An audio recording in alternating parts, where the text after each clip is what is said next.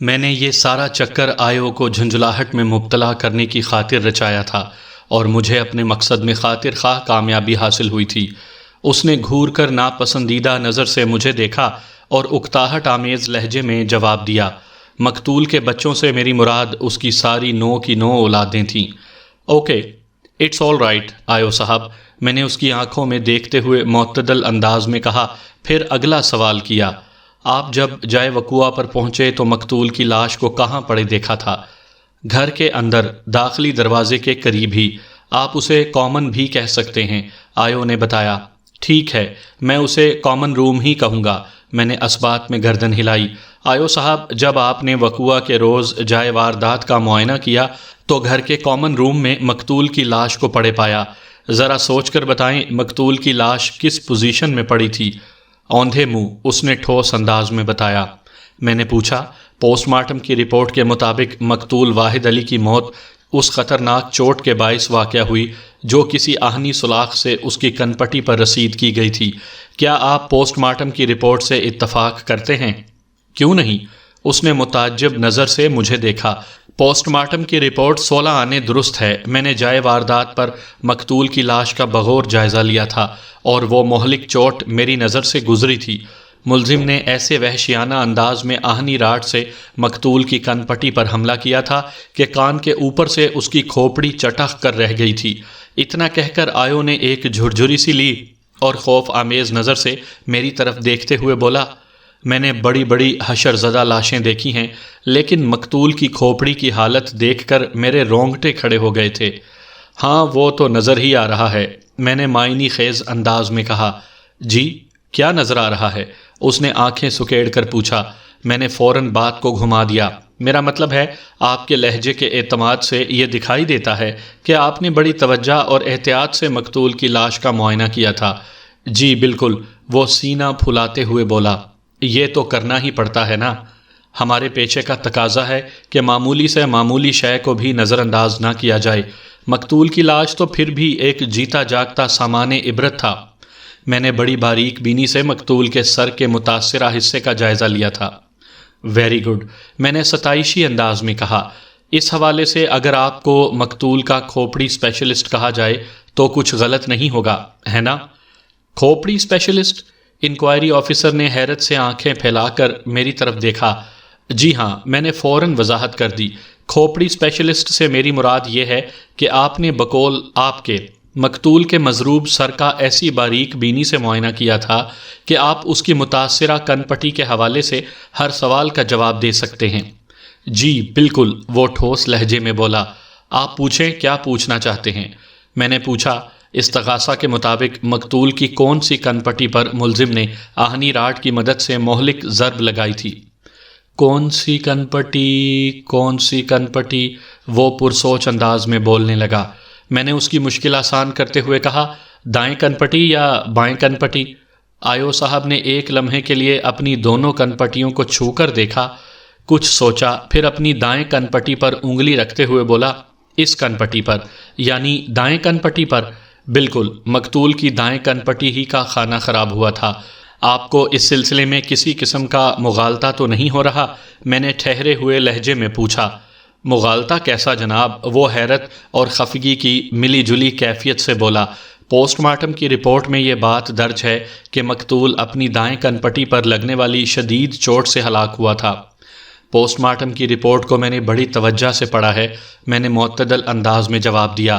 اس report میں واقعی مقتول کی دائیں کن پٹی پر لگنے والی ضرب شدید کا ذکر ہے، لیکن چونکہ آپ نے جائے وقوعہ پر اپنی آنکھوں سے مقتول کی لاش کا معائنہ کیا تھا، اس لیے آپ کی تصدیق میری نظر میں بڑی اہمیت رکھتی ہے، اسی لیے خاص طور پر میں نے آپ سے یہ سوال کیا تھا۔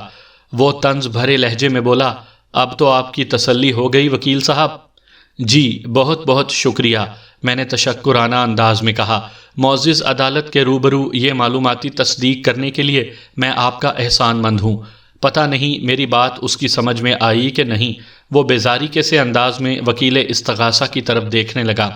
میں نے سوالات کے سلسلے کو آگے بڑھاتے ہوئے پوچھا، آیو صاحب آلائے قتل یعنی وہ آہنی راڈ جائے وقوع پر پڑی مل گئی تھی۔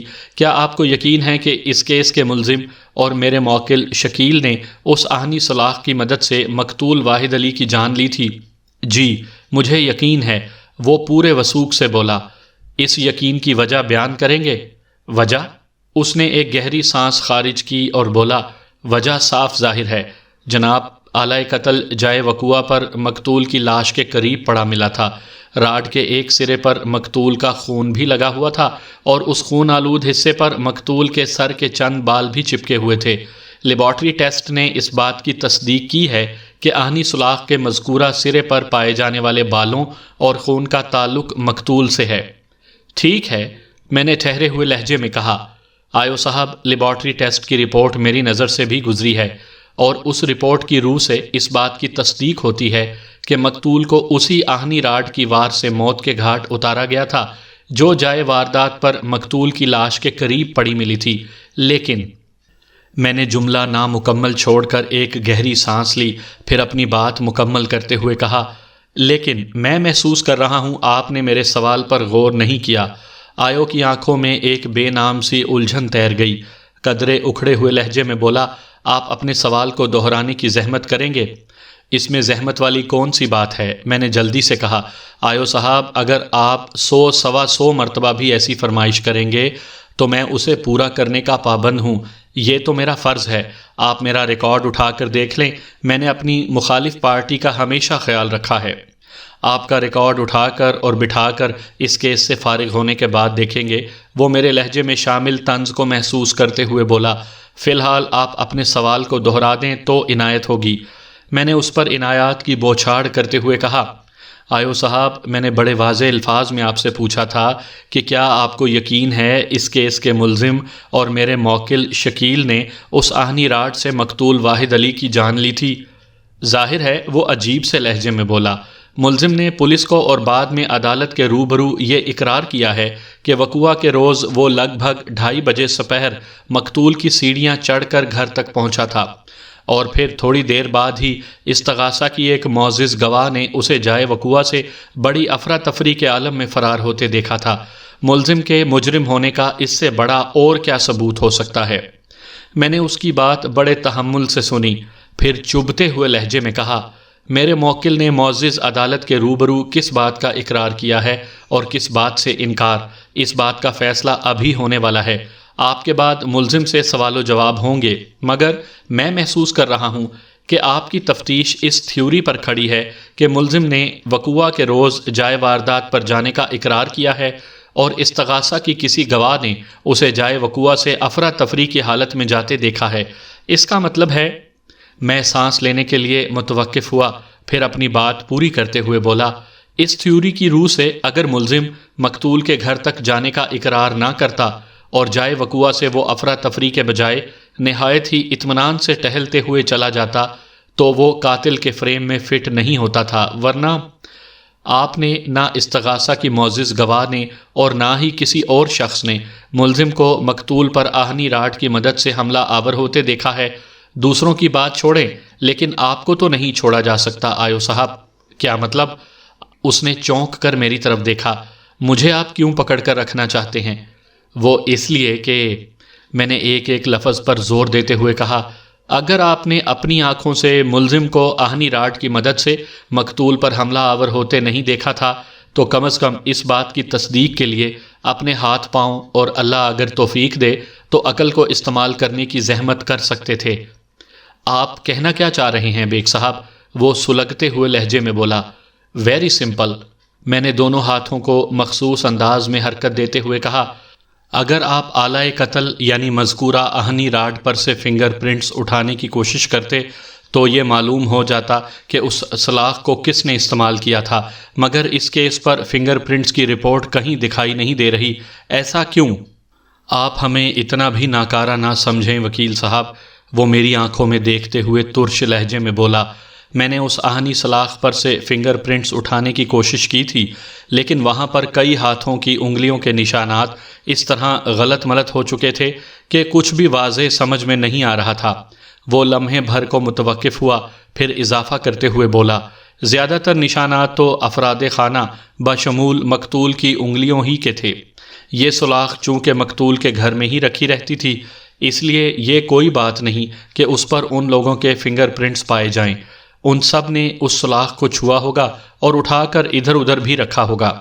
میں آپ کی بات سے اتفاق کرتا ہوں آیو صاحب، میں نے بڑی رسان سے کہا۔ آلہ قتل چونکہ مقتول کے گھر سے تعلق رکھتا تھا، اس لیے افراد خانہ کے اسے چھونے یا اٹھا کر ادھر ادھر رکھنے پر کوئی پابندی عائد نہیں کی جا سکتی، لیکن ملزم مقتول کے افراد خانہ میں شامل نہیں تھا، اور استغاثہ کے دعوے کے مطابق ملزم نے اسی آہنی سلاخ کا وار کر کے مقتول کو موت کے گھاٹ اتارا تھا۔ آپ مجھے صرف اتنا بتائیں کہ کیا آپ کو آلہ قتل پر میرے موکل کی انگلیوں کے نشانات بھی ملے تھے؟ میں نے بتایا ہے نا، وہ نشانات آپس میں غلط ملت۔ وہ وضاحت کرنے لگا تو میں نے قطع کلامی کرتے ہوئے کہا، آپس میں رل مل جانے والے ایف پی یعنی فنگر پرنٹس میں ملزم کی انگلیوں کے نشانات موجود تھے یا نہیں؟ میرا لہجہ اچانک جارحانہ ہو گیا۔ یہ اب مجھے یاد نہیں، وہ بوکھلاہٹ آمیز لہجے میں بولا۔ یاد نہیں یا یاد کر کے بتانا نہیں چاہتے؟ میں نے گھور کر اسے دیکھا۔ آپ افراد خانہ کے فنگر پرنٹ سے دل پشوری کرتے رہے، اور اس بیچارے غریب کا آپ کو ذرا خیال نہ آیا جسے آپ قتل کے الزام میں گرفتار کرنے جا رہے تھے، جبکہ آپ کی نظر میں اس کیس کا سب سے اہم آدمی وہی تھا؟ وہ کھسیانے انداز میں ادھر ادھر دیکھنے لگا۔ انکوائری آفیسر کی حیثیت استغاثہ کے ایک نمائندے جیسی ہوتی ہے۔ وکیل صفائی کو سب سے زیادہ توجہ اسی کردار پر دینا چاہیے۔ جو بھی ڈیفنس کونسلر یعنی وکیل صفائی اس نقطے کو ذہن میں رکھ کر آگے بڑھتا ہے، فتح اور کامرانی اس کے قدم چومتی ہے، کیونکہ اگر آپ نے آیو کو لاجواب کر دیا تو اس کا یہ مطلب ہوتا ہے کہ آپ نے وکیل استغاثہ کے قدموں تلے سے زمین کھینچ لی۔ پھر استغاثہ کے وکیل کے لیے سنبھلنا مشکل ہو جاتا ہے، اس لیے بھی کہ استغاثہ کی بلند و بالا عمارت وکیل سرکار کے کندھوں پر ہی کھڑی ہوتی ہے۔ یہ مفید مشورہ میں فیس وصول کیے بغیر بالکل مفت میں دے رہا ہوں۔ سینئر وکلاء تو اس نقطے سے بخوبی واقف ہیں، البتہ جونیئرز اس سے گراں قدر فائدہ اٹھا سکتے ہیں۔ میں نے انتہائی غیر محسوس انداز میں آیو سے بہت کچھ اگلوا لیا تھا، جو بعد میں استغاثہ ہی کے خلاف استعمال کیا جا سکتا تھا۔ جو سامعین ابتدا ہی سے پوری دلچسپی کے ساتھ رام سوامی کی نیلی کی کہانی سن رہے ہیں، وہ میرے اشارے کو بخوبی سمجھ گئے ہوں گے۔ جو عدم توجہی یا عدم دلچسپی کا شکار ہیں، ان سے درخواست ہے کہ الرٹ ہو جائیں۔ یہ نہ ہو کہ اسی رو میں وہ کہانی کے اختتام تک پہنچ جائیں اور دی اینڈ کی تختی دیکھ کر ان کا ذہن الجھ جائے۔ وہ اسی پراگندہ ذہن کے ساتھ یہ کہتے ہوئے سنے جائیں کہ کچھ سمجھ نہیں آیا، لگتا ہے کہانی میں کوئی پیچ ہے۔ ہاں، پیچ تو ہے۔ آیو پر میں نے اپنی جرح مکمل کی، لہٰذا روئے سخن جج کی جانب موڑتے ہوئے کہا، مجھے اور کچھ نہیں پوچھنا جناب عالی۔ اس کے بعد وکیل استغاثہ جج کی اجازت حاصل کر کے ملزم والے کٹہرے کے پاس چلا گیا اور اپنی جرح کا آغاز کرتے ہوئے وہ اسے سوالات کی چکی میں پیسنے لگا۔ میں نے اس سلسلے میں اپنے موکل کو خصوصی ہدایات دے رکھی تھیں، اور یہ دیکھ کر مجھے خوشی ہوئی کہ وہ منوعاً میری ہدایات پر عمل پیرا تھا۔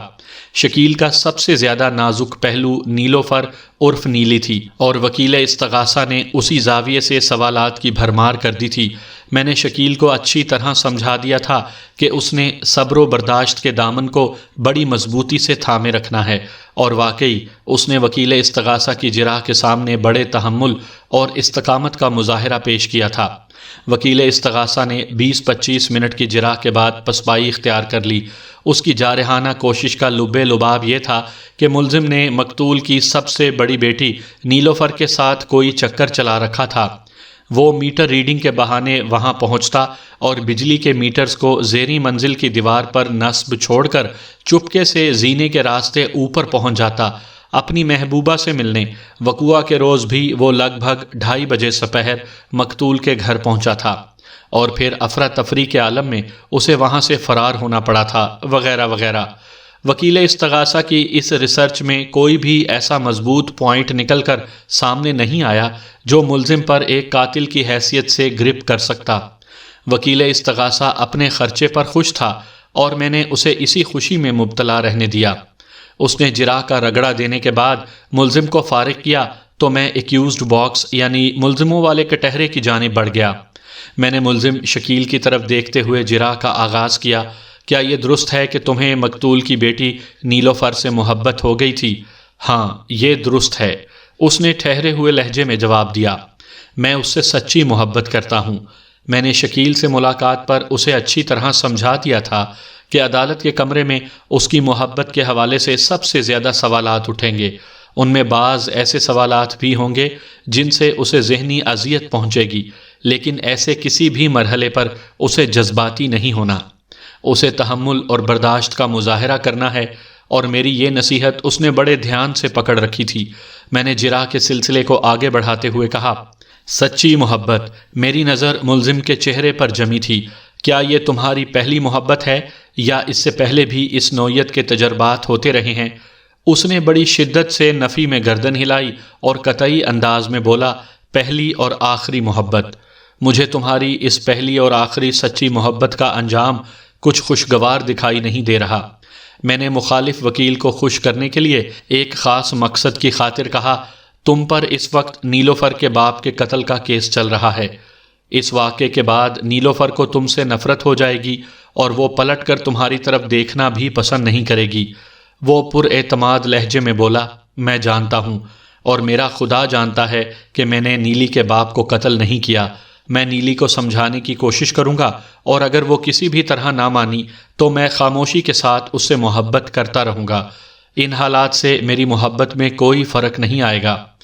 گویا تم واقعی اپنی محبت کو آخری محبت ثابت کرنے پر تلے ہوئے ہو۔ بالکل، یہی حقیقت ہے، وہ مضبوط لہجے میں بولا۔ میں نے پوچھا، ایک بات تو بتاؤ، میں نے مان لیا کہ یہ تمہاری پہلی اور آخری محبت ہے، کیا نیلوفر کے ساتھ بھی کچھ ایسا ہی معاملہ ہے؟ اس کے ساتھ ذرا مختلف معاملہ ہے، اس نے میری ہدایت کے مطابق جواب دیا۔ میں نے اپنی پلاننگ کو آگے بڑھاتے ہوئے حیرت بھرے لہجے میں دہرایا، مختلف؟ کیا مطلب؟ میرے کہنے کا مقصد یہ ہے جناب کہ وہ ہونٹ کاٹتے ہوئے بولا، وہ اس سے پہلے بھی ایک ناکام محبت کر چکی ہے، لیکن میری دعا ہے اسے اس محبت میں ناکامی نہ ہو۔ میں نے ملزم کے آخری جملے کو سنی انسنی کرتے ہوئے اضطراری انداز میں استفسار کیا، کیا تم معزز عدالت کے سامنے مقتول کی بیٹی کی ناکام محبت کی تفصیل بیان کرو گے؟ مجھے سخت اعتراض ہے جناب عالی، وکیل استغاثہ نے جج کی طرف دیکھتے ہوئے احتجاجی لہجے میں کہا۔ اس وقت عدالت میں واحد علی مرڈر کیس کی سماعت ہو رہی ہے اور وکیل صفائی مقتول کی بیٹی کی محبت کے افسانے سنا رہے ہیں۔ معزز عدالت کے قیمتی وقت کو بڑی بے دردی سے برباد کیا جا رہا ہے۔ وکیل صفائی کو اس حرکت سے باز رہنے کی تلقین کی جائے۔ وہ لمحے بھر کو متوقف ہوا، پھر اضافہ کرتے ہوئے بولا، اس گھر کے سربراہ کے قتل سے افراد خانہ پر پہلے ہی بہت ساری مصیبتیں ٹوٹ چکی ہیں۔ اس تناظر میں مقتول کی بیٹی کی محبت کو اچھالنا کسی بھی طور پر مناسب نہیں۔ وکیل استغاثہ کی کیفیت کچھ ایسی تھی کہ مردہ نہ بولے تو نہ بولے، جو بولے تو کفن پھاڑے۔ وہ کافی دیر سے خاموش بیٹھا تھا اور اب ایک دم پھٹ پڑا تھا۔ میں نے اس کی مرمت کو ضروری جانا اور ترکی با ترکی کہا۔ میرا روئے سخن جج کی جانب تھا۔ یور آنر، ملزم اور مقتول کی بیٹی نیلوفر کی محبت اس کیس کا انتہائی متعلق معاملہ ہے، لہٰذا اس پر بات کرنے سے معزز عدالت کے قیمتی وقت میں سے ایک سیکنڈ بھی ضائع نہیں ہوگا۔ استغاثہ کی پوری عمارت اسی بنیاد پر کھڑی ہے کہ ملزم میٹر ریڈنگ کے بہانے مقتول کی بیٹی سے ملنے جاتا تھا وغیرہ وغیرہ۔ ابھی مجھ سے پہلے وکیل استغاثہ خود اسی حوالے سے ملزم پر کڑی جرح کر چکے ہیں۔ اس کے باوجود بھی وہ میری ایسی ہی جرح پر معترض ہیں۔ ان کا متضاد رویہ میری سمجھ سے بالاتر ہے۔ میں نے دانستہ منافقانہ کی جگہ لفظ متضاد استعمال کیا تھا، ورنہ جی میں آئی ہوئی زبان پر لے آتا تو وکیل صفائی کے تن بدن میں مرچیں بھر جاتیں۔ اگرچہ اس نے جو حرکت کی تھی اس پر وہ ایسے ہی سلوک کا مستحق تھا، لیکن میری اخلاقیات مجھے اس بات کی اجازت نہیں دیتی تھیں۔ جب میں نے ملزم سے پہلی اور آخری محبت کے حوالے سے سوال جواب شروع کیا تھا تو میں نے نوٹ کیا تھا جج بڑی دلچسپی سے مجھے دیکھنے لگا تھا۔ کیس پر اس کی توجہ تو تھی ہی، لیکن محبت والے معاملے پر اس کی ذاتی دلچسپی مجھ سے چھپی نہیں رہی تھی۔ پھر اس نے میرے مشاہدے کی تصدیق بھی کر دی۔ اس نے وکیل استغاثہ کے اعتراض اور میری وضاحت کو سنا اور ٹھہرے ہوئے لہجے میں بولا، objection rule out. Mister Baig please proceed. میں نے فاتحانہ انداز میں وکیل استغاثہ کی طرف دیکھا اور دوبارہ ملزم کی جانب متوجہ ہو گیا۔ ہاں تو تم بتا رہے تھے، میں نے ملزم سے استفسار کیا، مقتول کی بیٹی نیلوفر اس سے پہلے بھی ایک ناکام محبت کر چکی ہے؟ جی ہاں، ملزم نے جواب دیا۔ کیا تم معزز عدالت کو بتاؤ گے کہ تم سے پہلے نیلوفر کی زندگی میں کون آیا تھا؟ اس بے وفا شخص کا نام نوید ہے۔ کہیں تم اسی نوید کی بات تو نہیں کر رہے جو تم سے پہلے میٹر ریڈنگ کے لیے مقتول کے گھر آیا کرتا تھا؟ میں نے سوچے سمجھے منصوبے کے تحت اپنی جرح کو آگے بڑھایا۔ ملزم نے جواب دیا، جی ہاں، وہی نوید۔ وہ خیر پور کا رہنے والا تھا۔ نیلوفر یہی سمجھتی رہی کہ وہ اس سے سچی محبت کرتا ہے، لیکن اس دغا باز نے نیلی ہی کی ایک دوست پیلی سے شادی کر لی۔ اوہ، زبردست ٹریجڈی۔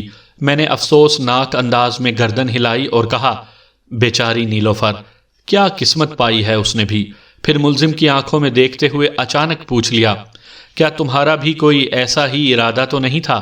نہیں جناب، میں دغا باز اور بے وفا نہیں ہوں، وہ گہری سنجیدگی سے بولا۔ بہت اچھی بات ہے، میں نے سراہنے والے انداز میں کہا۔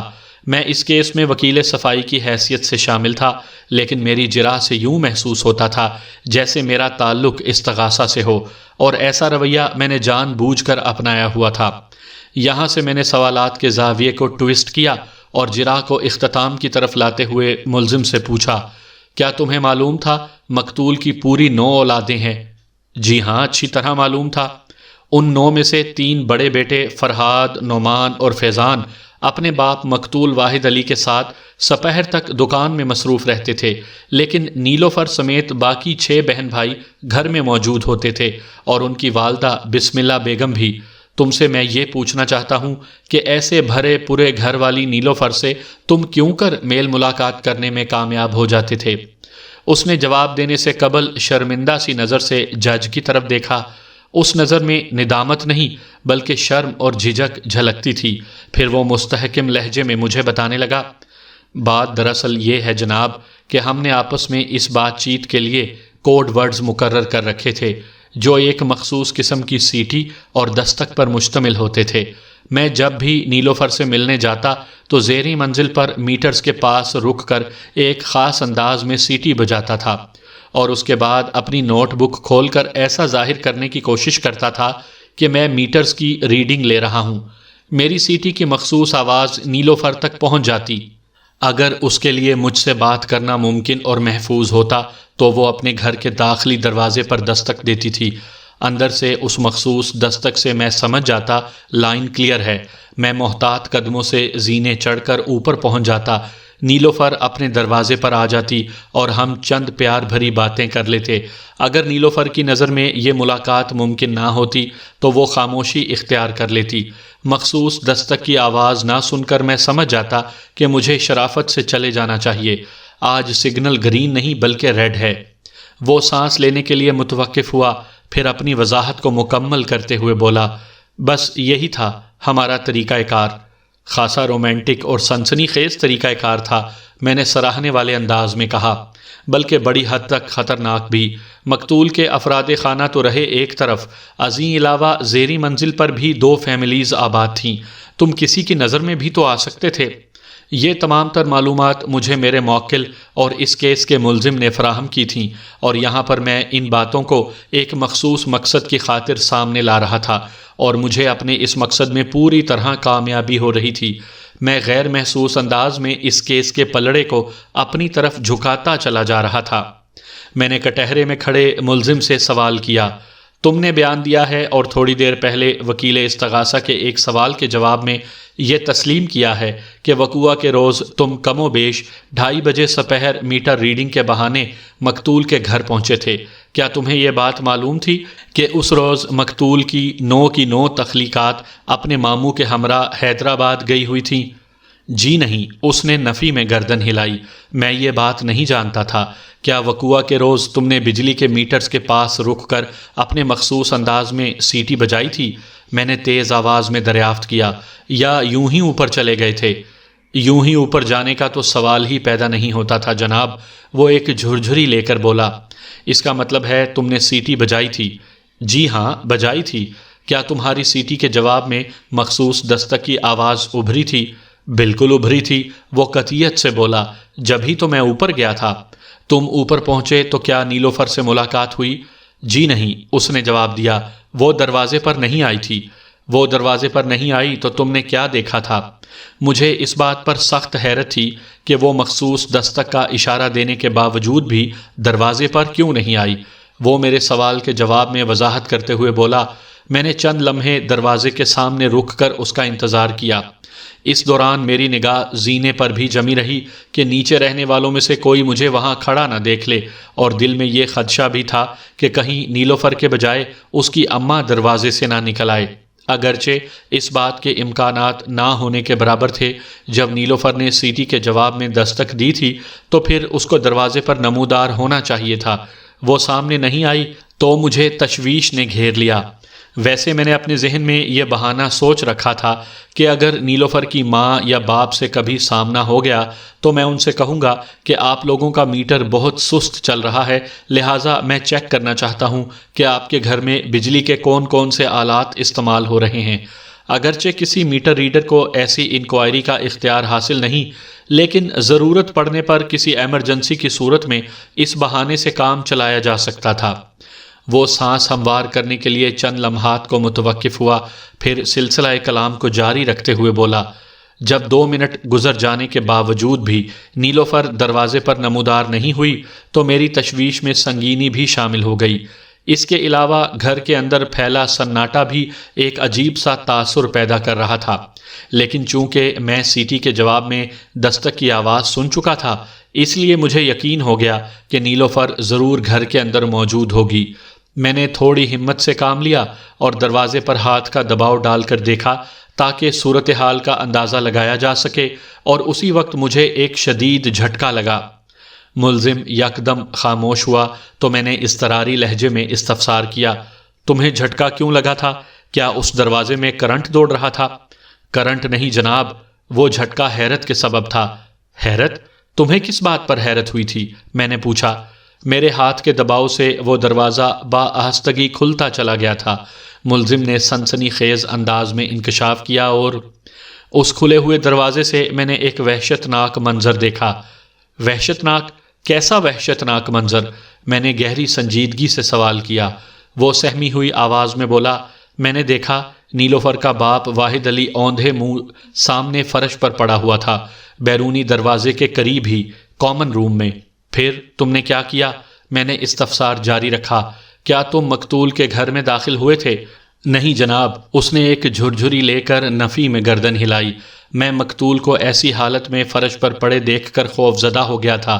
میں نے آؤ دیکھا نہ تاؤ الٹے قدموں واپس لوٹ آیا، پھر میں جلد از جلد جائے وقوع سے دور ہوتا چلا گیا۔ غالباً واپسی کی راہ اختیار کرتے ہوئے تم تقریباً دوڑنے لگے تھے، تبھی استغاثہ کی ایک معزز گواہ کو ایسا لگا کہ تم افراتفری کے عالم میں جائے وقوع سے فرار ہو رہے ہو، ہے نا؟